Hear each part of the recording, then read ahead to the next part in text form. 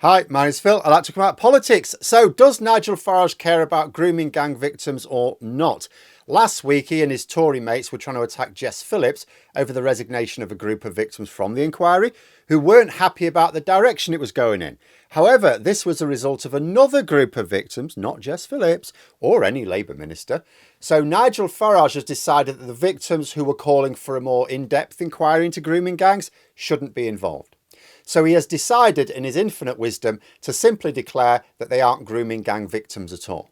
This has led to a backlash, of course, and those victims are demanding an apology. Here's why they're unlikely to get one.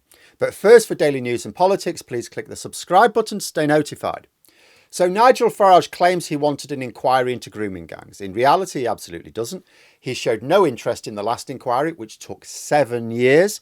He didn't raise a stink when the Tories, who were in government at the time, actioned not a single recommendation for improvement. What Nigel Farage wants is another inquiry to derail the first one, which does two things. First, lasts a very long time. He likes the idea of an inquiry which stretches on years and years and years, because then he can make up wild speculation about what it will find at the next election. It's all very sort of a deep thought, isn't it? The last thing he wants is the inquiry reporting back before the election, because it will then be harder for him to just make things up. Yet Labour have committed to a process which will not drag on beyond the next election. Second, Farage wants it to focus entirely on Asian grooming gangs, ignoring completely white men who groom girls. It is because the inquiry was going to focus on all grooming gangs, which seemingly caused some of the Farage supporting victims to withdraw from the inquiry, as far as I can tell. And when other victims involved in the process spoke out, Farage has said, well, they're not really victims at all then, are they? Now, I don't know the details of the abuse these women have faced because they have anonymity, except where they are choosing to waive it. But I'm going to guess that either some of them were victims of white grooming gangs or just that they want to make sure all victims like them are protected in future. But Farage needs to discredit them. So he said that they weren't victims of grooming gangs at all, but of some other form of unspecified child abuse. Being clear, Farage knows nothing about them. He's saying this because he wants an inquiry that will work for him politically, not actually to protect women.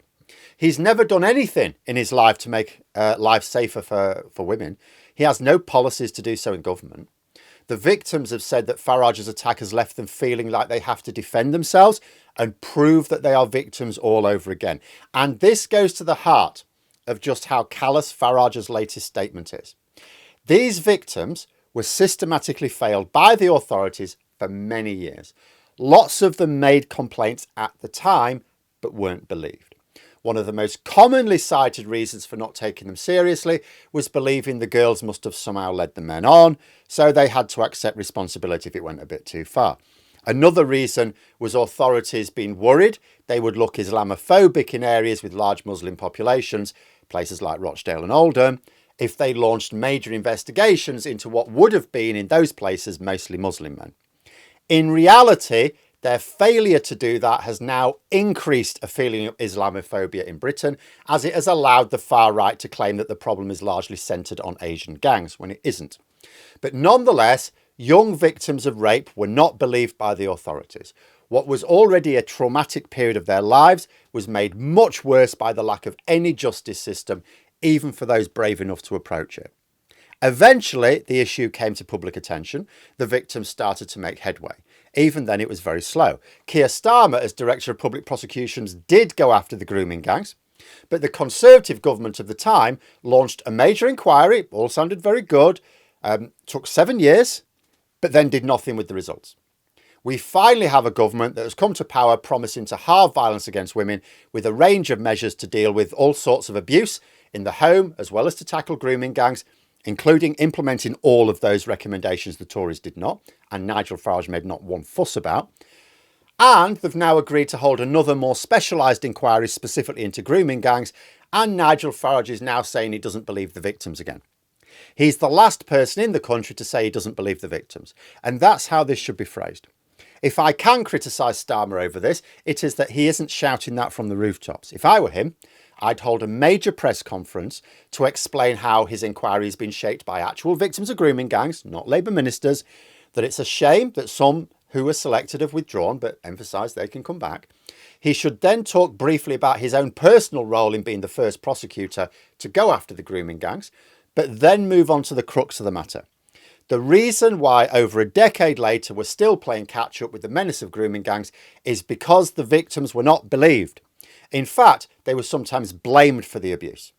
That now, in 2025, the country does believe the victims, but there's one man in Britain who is still doubting their stories. That man is Nigel Farage, and he should be ashamed of himself. That's what Starmer should do. He could then go on to other ways the government are giving women better protections from abusive men, including the latest change to family courts guidance, where there will be no presumption that abusive parents, mostly men, should have custody of their children.